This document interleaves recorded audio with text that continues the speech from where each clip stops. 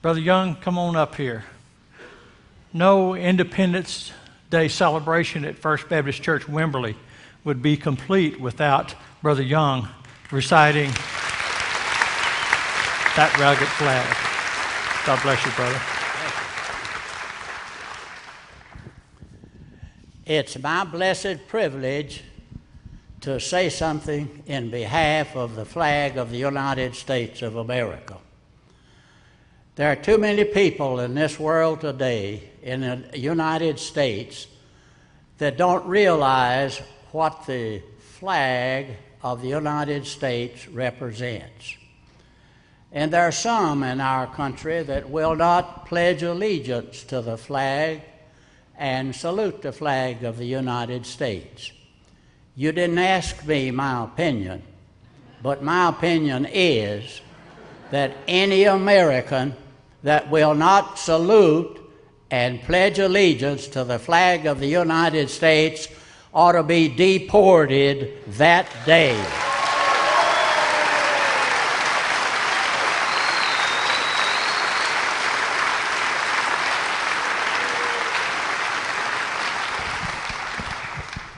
There have been over 400 million men and women who gave their lives in support of the flag of the United States.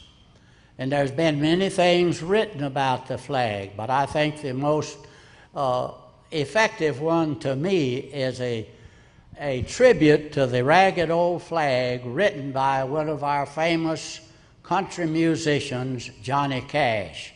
Some of you young squirts won't know anything about Johnny Cash, but us old folks remember him. He wrote this tribute to the American flag, and it goes like this. I walked through a county courthouse square. On a park bench, an old man was sitting there. I said, "Your old courthouse is kind of run down." He said, "No, it'll do for our little town." I said, "Your flagpole, it's leaned a little bit, and that's a ragged old flag you got hanging on it." He said, "Have a seat." And I sat down.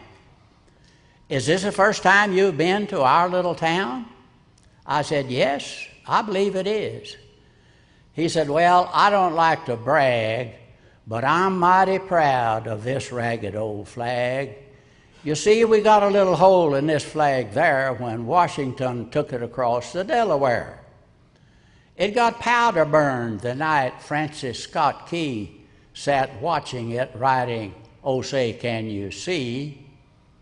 And it got a bad rip in New Orleans with Packingham and Jackson tugging at its seams. It almost fell at the Alamo, there beside the Texas flag, but it waved on low. It got cut by a sword at Chancellorsville. Then it got cut again on Shiloh Hill. There was Robert E. Lee, Beauregard and Bragg. South wind blew mighty hard on that ragged old flag. In World War I, she got a big hole from a Bertha gun. She turned blood red during World War II. She hung limp and low there a time or two. She went to Korea and she went to Vietnam. She went wherever she was sent by Uncle Sam. She waved over our ships on the briny foam, but she's almost quit waving back here at home. In her own fair land, she's been abused. She's been burned, dishonored, denied, and refused. And the government for which she stands is scandalized throughout the land. She's getting a little threadbare and it's wearing kindly thin, but she's in good shape for the shape she's in because she's been through the fire before, and I am thoroughly convinced that she can take a whole lot more. We raise her up every morning. We take her down every night.